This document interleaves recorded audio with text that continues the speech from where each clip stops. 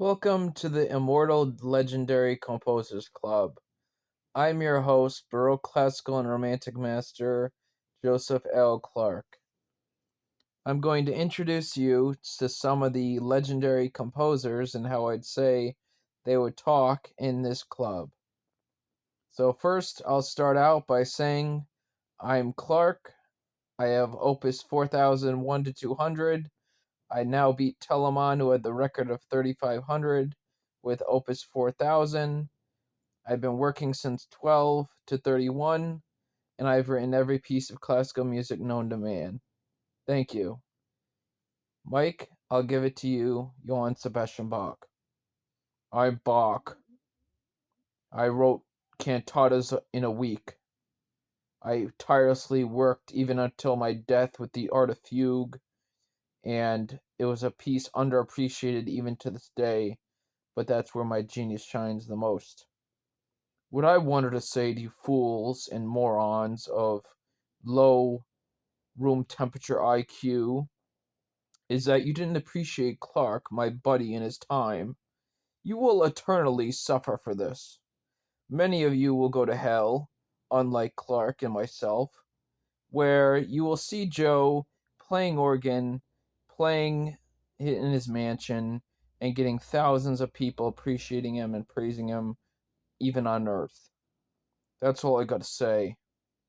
But since you didn't appreciate him until likely many years later, you are a fool, just like you were a fool to me when Mendelssohn had to show you my Matthias passion, and finally I got the fame and recognition I deserved 100 years after all my scores were rewritten.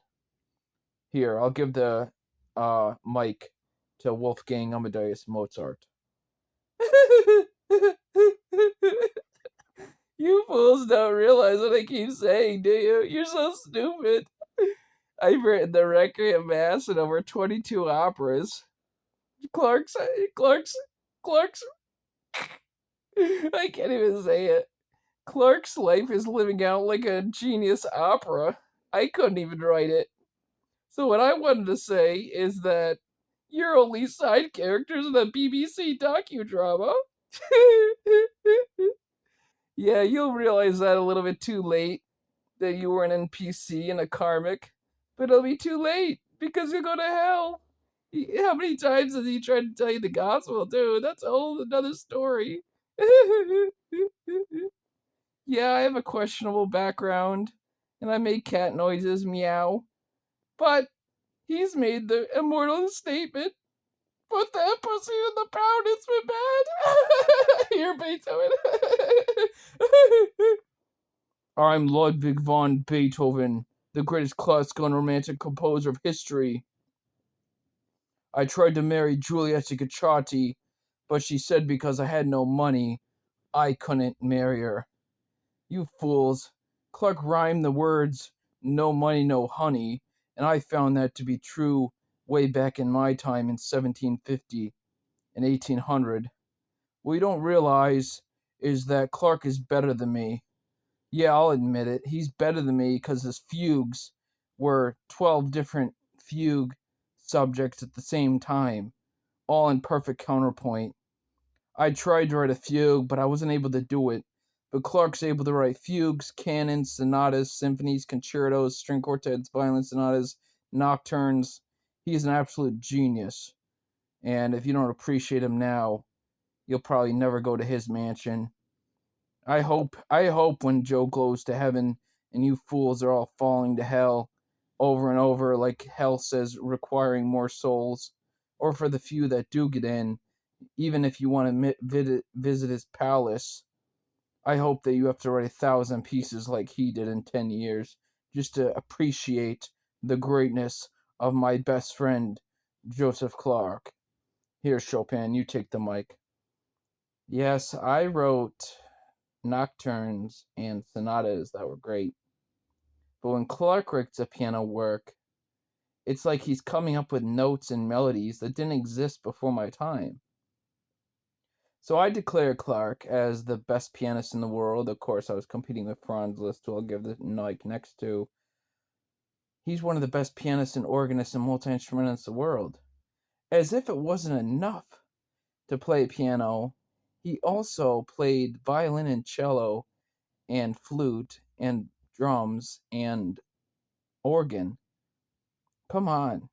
Wake up to how fucking great this man is, you skunks. Here, list. If women swooned and threw their underwear at me while I was playing my transcendental etudes, women would be crying at the Clark passions he wrote. Yeah, I didn't write a passion. I didn't write many symphonies, but it still stands to reason my piano concerto is still probably better than his. Gotcha. Actually, he wrote 11 piano concertos, and they're all good in its own right. Joe, why did you start your third piano concerto out with a simple fugue subject? Oh, I see why later. I'm looking it over right now, and I'm seeing that it started out so simple, but then by the middle and end, it was like the notes were amazing. That one melody in the solo was so good, man. Good job, Clark, from your friend Franz Liszt. Here's Schubert. I'm Schubert. I'm a little awkward, and I tried to marry, but no, I couldn't marry back then because I had no job. All I cared about was being in the shadow of Beethoven. Yeah, I wrote 1,500 pieces, most of them Lears, which is a choir and piano piece. But when Clark writes a choir and piano piece, he puts the bass, treble, and soloist all in different melodies. Imagine if you're trying to play that, Joe. I mean, think about it. You gotta have like three eyes in order to play your counterpoint. Anyway, good job, Joe. Finally, I'll give it to Tchaikovsky. I'm Tchaikovsky. I wrote ballets, but Clark only wrote one. But his one ballet, Black Swan, is quite good. I would suggest your grandkids see it, because you're too stupid to see it and get them famous and get them in Skidmore or anywhere else that they perform music. You know what? Fuck you. If you think that his ballet or his operas or his sonatas or his symphonies are mediocre, I would point the finger at you and gladly have three pointing back saying you're mediocre.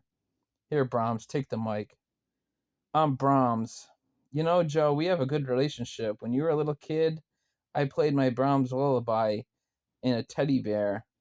God bless the woman who gave you that teddy bear, because without those notes playing in your brain, which is romantic, classical, and baroque in the Brahms lullaby, you wouldn't have the brain you have today. And I made sure my music was playing first. Yeah, I know it took me 10 years to write some symphonies, but you write them in record time. Is it true you wrote Symphony 10, 11, and 12 in only 3 or 4 months? Amazing, man. I'm proud of you, and now you're the most speedy composer. Call him Sonic the Clark. He's good, man. He's really good. Here, Schumann, take the mic. Yeah, people call me a second-rate composer, but my piano works are actually quite emotional and great. A lot of Asian people seem to like it, probably because it's hard. But if you think I'm hard, you should try playing some of Joe Clark's etudes. They make me look like shit. They're so simple in their ideas and the notes, but yet they come out as greatness. And that and Joe, you take the mic back. So that's a moment with the great classical composers of this time and of all time. I'm Clark, the leader of uh, Legendary Composers Club, and thank you for your moments of time. And I wanted to say, on behalf of everyone who defamed me, humiliated me, and belittled me, from all our composers in heaven and me, where I'm about to go, fuck you.